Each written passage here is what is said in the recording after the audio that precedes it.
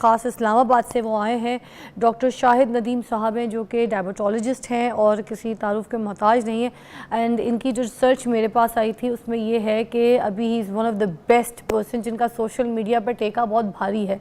इनके मिलियंस पे फॉलोअर्स हैं और इनकी बताई हुई डाइट, इनकी लाइफस्टाइल, इसने काफ़ी गोल्स जो है वो चेंज कर दिए हैं। तो हमें यही चाहिए क्योंकि ये लाइफस्टाइल किस तरीके से चेंज करनी है और शुगर ये क्यों होती है, कैसे होती है और अगर हो जाती है तो उसके जिस्म पे क्या असरात होते हैं। आज वो जो नेगेटिव असरात हैं जो बॉडी में होते हैं उसके ऊपर बात करेंगे। डॉक्टर शाहिद नदीम, अस्सलाम वालेकुम। वालेकुम सलाम। कैसी तबीयत है जी? अल्हम्दुलिल्लाह का शुक्र, मैं ठीक ठाक। मैंने आपकी बेगम की भी तारीफ़ यहाँ पे की, बहुत प्यारी माशाल्लाह बेगम है और आपको सपोर्ट करती हैं और बड़ा ख्याल करती हैं। ठीक है, तो अब ये है कि मुझे ये बताइएगा कि ये जो शुगर जब हो जाती है, जिस भी रीज़न से, किसी को हर एक के अपने अपने रीज़न्स और सिनेरियोज़ होते हैं, हो जाती है तो बॉडी के ऊपर क्या असरात मरतब होते हैं जो नेगेटिव, बहुत सेहत के लिए ख़राब होते हैं? देखिए, जब शुगर हो जाती है तो इन द स्टार्ट जो है वो जो कॉम्प्लिकेशंस है वो इतनी ज़्यादा नहीं होती। अगर बंदा मैनेज कर ले डायबिटीज़ स्टार्ट में ही, स्टार्ट में प्रॉपर इलाज कर ले तो ये कॉम्प्लिकेशन जिनका आप जिक्र कर रही हैं आपके जहन में भी होंगी। और अक्सर मैं अवेयरनेस भी देता रहता हूँ अपने पेज पे भी और वीडियोस में भी, प्रोग्राम्स में बताता रहता हूँ क्या क्या कॉम्प्लिकेशन हो सकती हैं। तो वो स्टार्ट में इतनी ज़्यादा नहीं होती, लेकिन अगर शुगर कंट्रोल नहीं होती, पेशेंट अपनी सेहत का ख्याल नहीं रखता, उस चीज़ों से परहेज़ नहीं करता जिस तरह डॉक्टर ने एडवाइस किया हुआ है, मेडिकेशन टाइम पे नहीं लेता, एक्सरसाइज और फिज़िकल एक्टिविटी पे नहीं आता, तो फिर जो आहिस्ता आहिस्ता शुगर अनकंट्रोल हो जाती है। जब अनकंट्रोल हो जाती है तो जो है वो दो तरह की कॉम्प्लिकेशंस जो है ना वो आती हैं और इनको हम वैस्कुलर कॉम्प्लिकेशंस कहते हैं।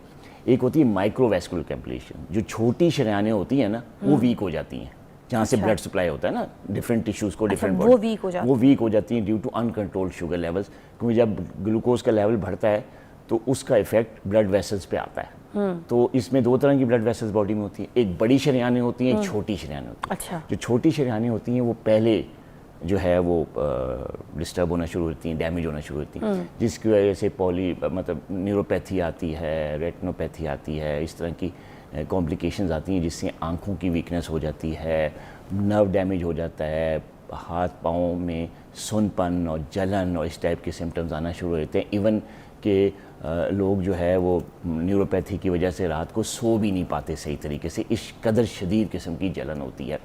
तो ये तो वो चीज़ें जो कि माइक्रोवैस्कुलर कॉम्प्लिकेशन में आती। जब थोड़ा थोड़ा फिर भी इंसान को एहसास ना हो, कंट्रोल ना हो शुगर, तो फिर जो है मैक्रोवैस्कुलर कॉम्प्लिकेशन आती हैं, जिसमें फिर आपकी जो बड़ी खून की शरेयानें हैं वो जो है नैरो होना शुरू हो जाती हैं, उनमें वीकनेस आ जाती है, उसकी वजह से मायोकार्डियल इन्फार्क्शन, हार्ट प्रॉब्लम और स्ट्रोक का रिस्क, फालिज का रिस्क बढ़ जाता है।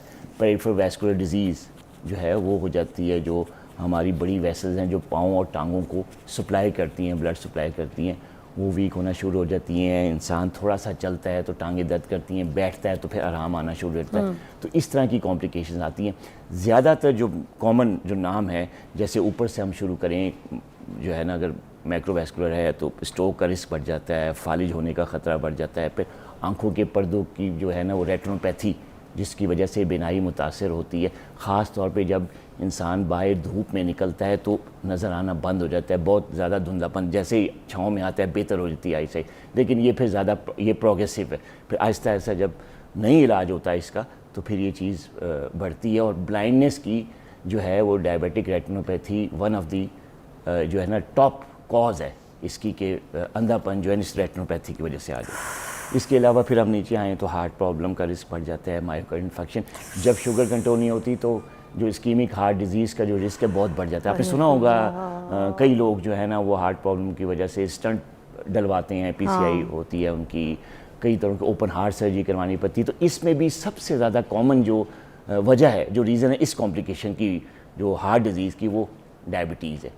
फिर जब आप स्टमक पे आते हैं तो स्टमक पे भी इसकी ज़ाहिर नर्व सप्लाई होती है, वो वीक होती है। स्टमक में फिर जो है आपको डिफरेंट किस्म की प्रॉब्लम होती है, जिसमें इनडाइजेशन है, खाना टाइम पे डाइजेस्ट नहीं होता। सर हम पेट से दोबारा आएंगे जी जी, क्योंकि ये इतनी, मुझे लगा आज पहली मरतबा आज मुझे एहसास हुआ कि शुगर इतनी बड़ी बीमारी है कि आपके सर के बाल से लेके आपके नाखून तक की ज़िंदगी में बिल्कुल तहल महल मचा देती है।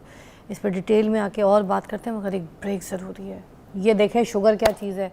कॉल्स कीजिए, आज पूछिए क्या पूछना है। Is the best doctor, ask, call कीजिए। डॉक्टर शाहिद नदीम इस्लामाबाद से आए, ख़ास हमारे शो पे डायबिटोलॉजिस्ट हैं। आपकी कॉल्स भी शामिल करेंगे प्रोग्राम में, आप पूछ सकते हैं कोई अगर आपको मसला है शुगर को लेके, या फिर आपकी शुगर बहुत स्पाइक है या कंट्रोल नहीं हो रही है, कोई भी ऐसी डाइट लाइफस्टाइल या किसी तरीके से आपको परेशानी है, तो you can call and ask. अच्छा, मैं एक सवाल करना चाह रही थी कि लोग कहते हैं कि सुबह सुबह उठ के जो नाश्ता है उसमें आपने शुगर की इंटेक नहीं लेनी है किसी भी तरीके की, क्योंकि अगर नाश्ते में आपने सुबह सुबह शुगर खा ली तो फिर सारा दिन जो है वो बाकी चीज़ों में जो है ना आपको स्पाइक करती है, क्योंकि सुबह नाश्ते में शुगर खाने का मतलब है कि स्पाइक आ गई, तो वो सारा दिन चीज़ों में कंट्रोल नहीं होगी। अगर बंदा जिम भी नहीं जा रहा, कोई ऐसी एक्सरसाइज नहीं कर रहा, ये सब घर की आम एक्टिविटीज़ है, तो उससे कंट्रोल नहीं होगी। और फिर बीच में भी अगर कोई शुगर वाला एलिमेंट कोई चीज़ ऐसी चीज़ खा ली तो फिर तो स्पाइक बहुत ही तेज कर जाएगी। आप डायबिटिक पेशेंट, ये डायबिटिक जो नहीं है उनके लिए पूछूंगी। नॉन डायबिटिक तो नॉर्मल वो खा सकते हैं शुगर? देखिए नॉन जो डायबिटिक होते हैं उनका तो अंदर अपना नॉर्मल सिस्टम होता है ना, जो शुगर कंट्रोल मैकेनिज्म है। लेकिन अगर आप ऐसी डाइट लेंगे जिसमें सिंपल कार्ब्स हैं, जो बल्कि जल्दी से डाइजेस्ट हो जाती है, चीनी डाली तो वो एकदम डाइजेस्ट होती है, और एकदम शुगर जो है वो बढ़ाकर तो जो है ना आपका लेवल, वो तो नॉन डायबिटिक है, उसका लेवल नॉर्मल, लेकिन वो आपको ना बहुत देर तक सैटिस्फैक्टरी वैल्यू नहीं होती उसकी ना। अच्छा। आपको बहुत जल्दी भूख लग जाती है ना। नाश्ता अगर आप चीनी वाली चाय पी के ही बस आप चले गए ऑफिस वगैरह काम पे, तो 1 घंटे बाद या आधे घंटे बाद आपको भूख लगनी शुरू, क्योंकि क्रेविंग बढ़ जाती है मीठे के बाद। क्योंकि मैदे में तो आपका जो कॉम्प्लेक्स प्रोटीन्स हैं, कॉम्प्लेक्स कार्ब्स हैं, जो लहमियात हैं, जो प्रोटीन है, जो फ्रूट्स हैं, वो आपने नहीं लिए हुए। ऐसे खाने खाने चाहिए जिनका जो है जिसमें फाइबर जो है ना वो ज़्यादा हो। फाइबर क्या करता है कि आपको आपके जो मैदे को फुल रखता है, काफ़ी देर तक फुल रखता है, तो जो सैटिस्फैक्टरी वैल्यू होती है, जो भूख है वो नहीं होती लगती ना।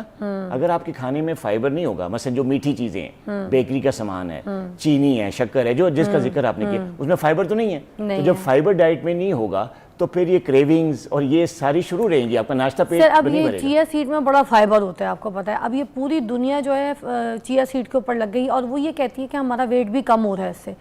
अब वेट तो कम उन लोगों का होगा ना जो एक्सरसाइज करते हैं, जो डाइट करते हैं, जिनकी लाइफस्टाइल डिफरेंट है। आप लोगों की तरह हर चीज़ खा नहीं लेते, नली निहारी ये सब कुछ, बिरयानियाँ मुर्ग मुसल्लम नहीं खाते, ये उनका। अब उसमें ऑलरेडी इतना फाइबर है, अब जो बंदा इतना सब कुछ खा रहा है, अगर वो उठते के साथ ही सुबह चिया सीड खाएगा तो वो तो मोटापे की तरफ जाएगा। चिया सीड भी तो उसको मोटा कर सकता है कि नहीं कर सकता, क्योंकि लॉट्स ऑफ फाइबर, अगर लॉट्स ऑफ फूड इनटेक है आपकी डाइट में, जिसमें हम तेल, घी, नली निहारी खाना सब कुछ खाए, पाए शाए खा रहे हैं, एंड देन इतना सुबह उठते के साथ ही आप फाइबर खा रहे हैं चिया सीड की फॉर्म में, तो वो दुबला तो नहीं करेगा, वो तो मोटा भी करेगा ना।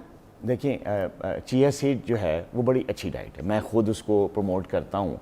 और चिया सीड में फाइबर बहुत अच्छी क्वांटिटी में होता है, ओमेगा 3 फैटी एसिड, बड़े हेल्दी जो है वो फैटी एसिड, जो हार्ट की सेहत के लिए, दिल की सेहत के लिए वो बहुत अच्छे होते हैं। और अगर एक आम आदमी जो नॉन डायबिटिक है, अगर वो चिया सीड रेगुलरली सुबह के टाइम ले रहा है, तो बड़ा अच्छा फाइबर, उसको हेल्दी फाइबर जा रहा है, जो ना सिर्फ उसके वेट को भी अंडर कंट्रोल रख सकता है, जो उसके मैदे को बड़ा सेट रखता है। लेकिन आपने कहा कि चिया सीड खाने का मतलब लोग ये लेते हैं कि बस हमने चिया सीड खा लिया, अब हम बेकरी का सामान खाएं, तली हुई चीज़ें खाएं, निहारियाँ खाएं, तो हमारा वेट नहीं बढ़े, ऐसा नहीं है। अच्छा, देखें चिया सीड जो है ना वो आपको जो है वेट लॉस में हेल्प करता है, लेकिन उन लोगों को करता है जिनका लाइफस्टाइल भी बेहतर हो, जो बैलेंस डाइट लेते हों, जो कि हेल्दी डाइट लेते हो।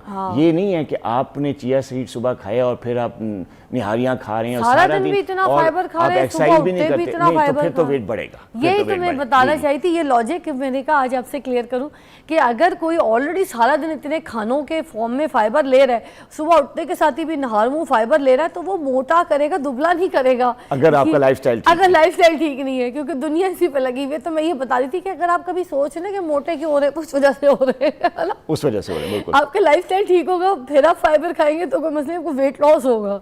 तो आप उल्टा काम करें, वो चिया सीड का इस्तेमाल सही नहीं करें। इमरान की कॉल लाहौर से, अस्सलाम वालेकुम। वालेकुम सलाम जी इमरान साहब क्या कहेंगे? हमारे पास डॉक्टर शहजाद हैं, डायबिटोलॉजिस्ट हैं। डॉक्टर शाहिद जी, मेरे भी पता चला तुमको। आपकी आवाज़ कम आ रही है। मेरे जो वालिद साहब चला कि उनको शुगर है। अच्छा, वो मसला आ रहा है, और इस मसले आ रहे हैं हमको। आपकी आवाज़ मुझे क्लियर कोई नहीं आ रही है। आपके वालिद साहब को शुगर है काफ़ी अरसे से, ठीक है, और उन्होंने समझ डाइट नहीं- वगैरह भी चेंज करके देख ली मगर कोई असर लेकिन नहीं किया। आवाज़ क्लियर नहीं है, मुझे समझ मगर नहीं वो आ रहा कि पीसीआर में क्या- मुझे बता रहे हैं कि मगर कोई उनकी लाइफस्टाइल चेंज करने के बावजूद भी कोई चेंजेस नहीं आए, उनके जिस्म में खारिश बहुत हो रही है अभी इस स्टेज में, क्या करें? देखिए अगर शुगर अनकंट्रोल्ड है तो स्किन प्रॉब्लम, इसको डर्मोपैथी कहते हैं, जो बेसिकली डायबिटीज़ अनकंट्रोल लोगों में एक स्किन की भी कॉम्प्लिकेशन होती है। मैंने कॉम्प्लिकेशन जिक्र नहीं किया, ज़रा कॉमन नहीं है, ठीक है। तो हमने जिक्र कर दिया था डायबिटिक रेटिनोपैथी का भी, नेफ्रोपैथी का भी, न्यूरोपैथी का, लेकिन ये भी एक ऐसी कॉम्प्लिकेशन है स्किन की कि इसमें भी माइक्रोवेस्कुलर कॉम्प्लिकेशन है। ठीक ये है, भी ठीक इसमें है। क्या होता है कि जो है स्किन की भी ब्लड सप्लाई मुतासर हो जाती है, तो स्किन क्या हो जाती है, उसमें ब्लड सप्लाई जब कम होती है skin becomes dry, okay, diabetic patients ठीक है। की, तो वो इचिंग होती है, खारिश होती है, तो ये उनको वो वाली है। उनको वो वाली है। और अभी ज़ाहिर है मैंने उसको एग्जामिन नहीं किया, मैं एग्जैक्ट डायग्नोसिस नहीं कर सकता, लेकिन इनको फॉरेन डॉक्टर से रुजू फॉरन करना डेफिनेटली करना चाहिए और शुगर कंट्रोल करनी चाहिए।